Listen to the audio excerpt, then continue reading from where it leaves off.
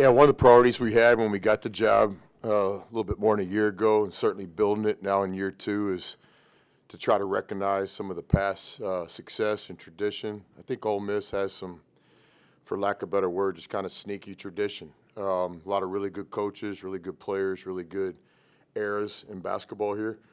And one of our goals is to kind of unite the family, get everybody back under one umbrella, whether you played in the 70s or 80s or you were a season ticket holder when AK was here, or your student manager when Coach Weltlich here, or maybe you played for Kermit. Like, get everybody back under one window. So last year, bringing Coach Evans back and his wife, I thought it was a huge success, the tap pad game. So we're super excited about everything about to go down tonight with Coach Weltlich being back, and then tomorrow's game against South Alabama. On a personal standpoint, me and Coach have a friendship. Both of us were in the Coach Knight tree, so we can have a lot of stories. But I grew up understanding exactly who Coach Weltlich was, an assistant at West Point, then in Indiana, a national champion, and then was really a successful head coach everywhere he was, including here at Ole Miss. First postseason bid, first NCAA tournament, all sorts of things here in the history of Ole Miss basketball. They went on to be a head coach of some other programs too. Just a fun fact, he happened to coach at South Alabama too, which is tomorrow's opponent. But Coach and I shared a little bit of time together when I was working for Coach Knight in Lubbock. Coach would come back and spend some time, and our paths have crossed a few times, including a phone call maybe day 2 or day 3 when I had the job.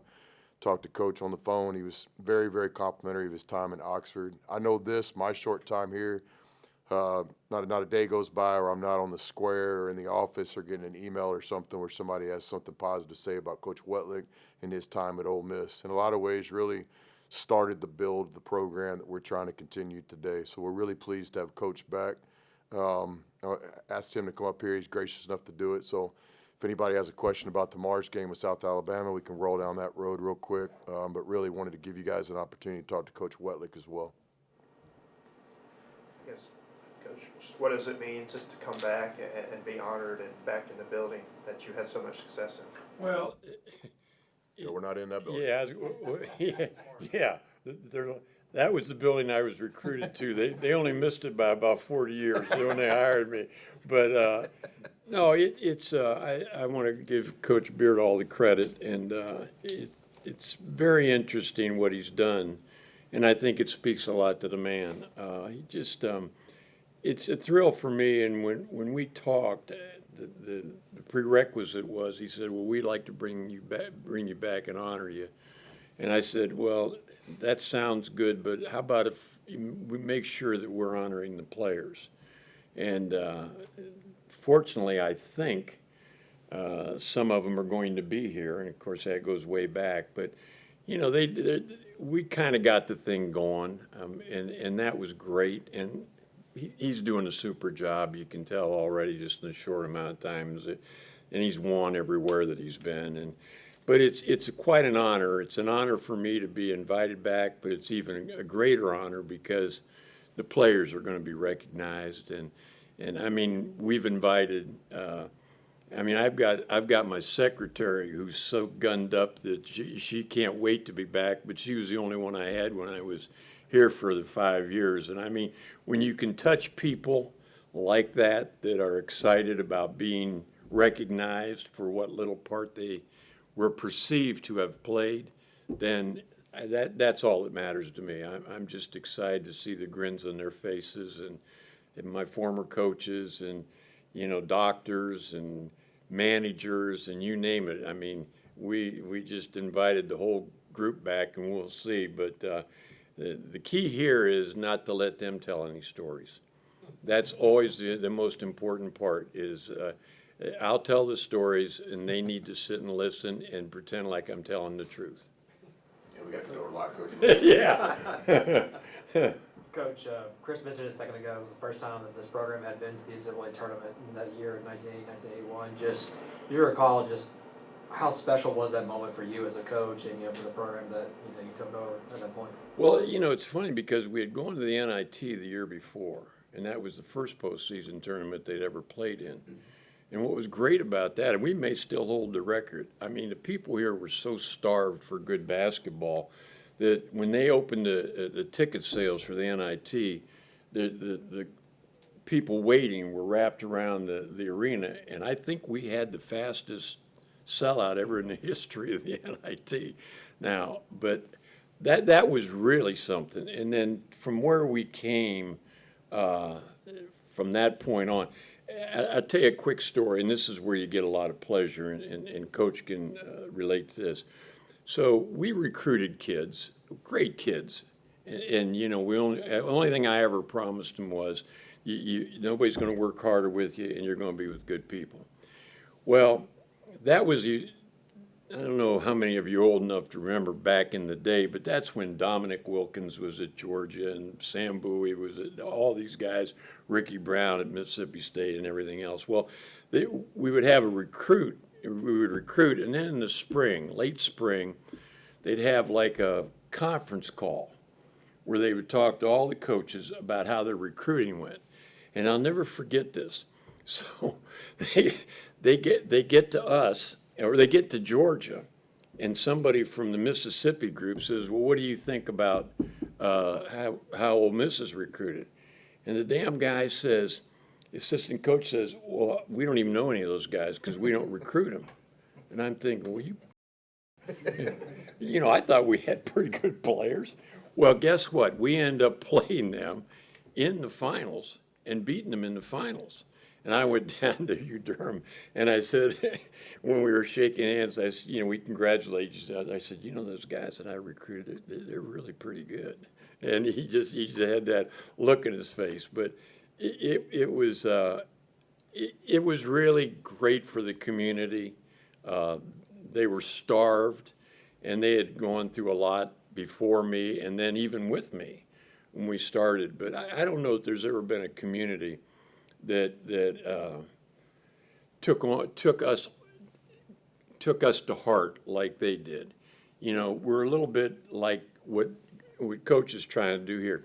We played hard, and that's all they wanted. You know, I mean, they had won, I think, 3 games, maybe 4 conference games in the 2 previous years.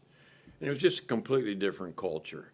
And, you know, our guys are diving on the floor and taking charges and doing the same things that coaches' teams are doing, which you take it for granted. But they were just so starved for anything. And they had gone to the NIT and never could have envisioned that they would go to the NCAA tournament. And neither could I, to be honest with you. But, yeah, it was great. It was just it was a wonderful opportunity. But I was happier for the players and the community than I was for anybody. It was great. You mentioned your friendship with Chris and how it maybe started with the Bobby Knight tree, but I'm curious, how's that developed over the years, and just what does that friendship mean to you? Well, he's had a better road than I've had. I mean, we ended up, we were both at Texas, so we have that common bond, and you know, both worked for Coach Knight, and now we've both coached at Ole Miss. And so it's not like we stay in touch. I mean, you know, he's got things to do, and I'm retired, and I don't even like to watch college basketball anymore. Cause You got things to do too, Coach? Yeah. You got things to do too? Well, yeah. Just try to get out of bed. I mean, if I get my computer on in the morning, hell, my wife and I break out champagne if I can just get the damn thing on. But I asked Coach when we talked on the phone a couple times ago, what are you doing today? And he kind of paused, not much, Chris. but I was really doing it well. So, yeah, we've stayed in touch, and I've really enjoyed watching his teams, and you know, and I think this team will be no exception. I think they're going to be good, and he'll do a great job with them. And you know, I like the fact that he's demanding. You know, they're disciplined. He has expectations, and that may sound trivial, but you'd be surprised how many programs that I see, you know, don't have that. Yeah, I don't. Why? This really dates me. No shot clock, no 3-point shot. I mean, are you kidding me? And 2 referees. That's how I started. That's not necessarily bad. No, and that was one too many. Yeah, but I was always a believer that they should be able to call it at their own end, each team like in pickup. But yeah, it's just a different game now, and I watch teams like I'll watch his team because it's Ole Miss, and I may watch another team because of a coach. But yeah, it is what it is. I'll give you guys a few more minutes with Coach. I got to we got to shoot around with our players, but tomorrow night's game's at 7 o'clock. Doors are going to open 2 hours early. We got basically unlimited attendance for students. We've carved out a lot. Keith and administration have done great. We can't quite get to full capacity at the Tap Pad because of the age of the building, the fire marshal and all, but we'll have another great crowd like we did last year. But we have plenty of seats for students. Again, they ran a promotion where these kids that have gone to both 2 games get priority access, but there's still plenty of room for other students as well. Some single game tickets are still available for anybody in town that wants to see it.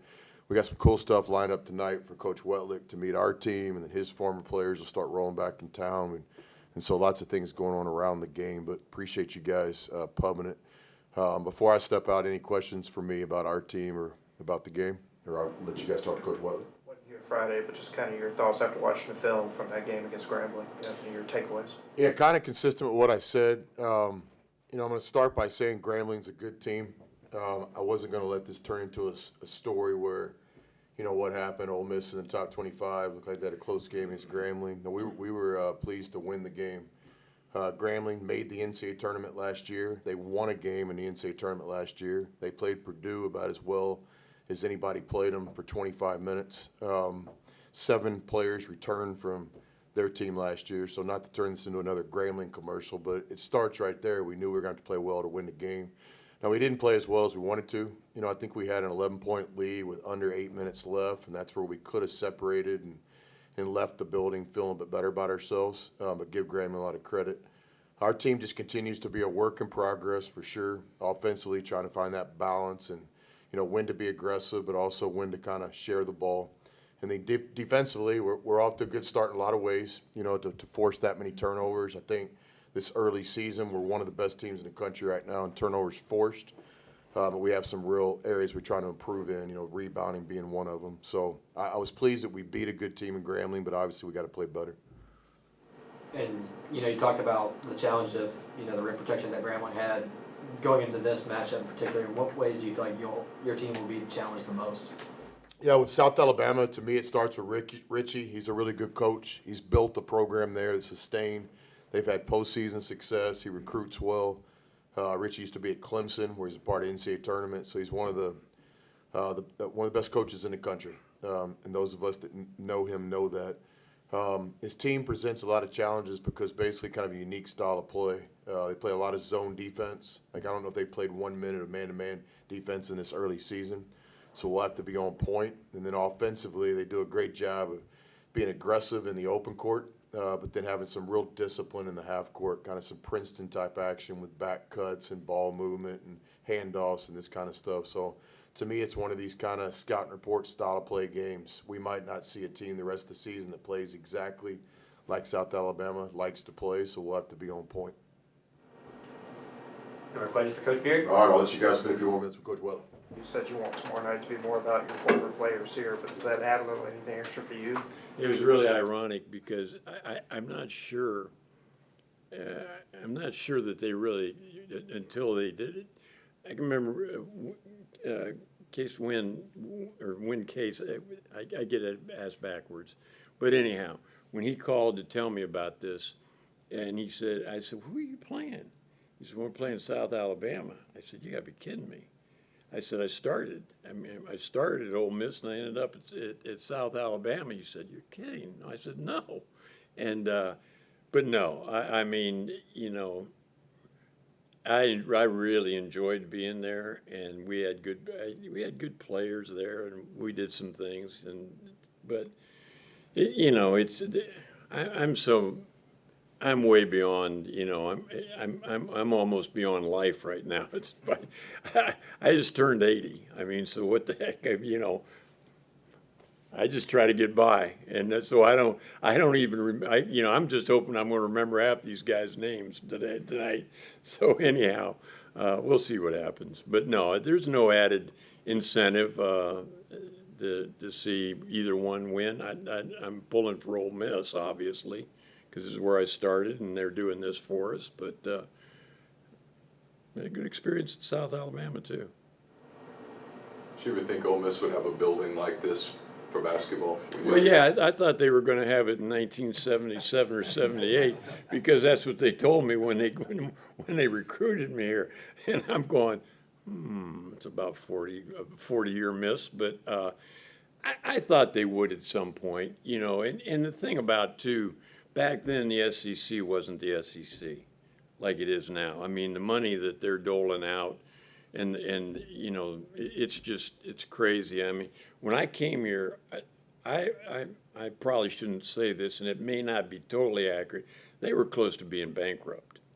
I mean, literally. I mean, they had just built a brand new dorm for the athletes, which you can't have anymore, but they had just built one, and they were paying that off, and they had a stadium that wasn't any nicer than a high school stadium.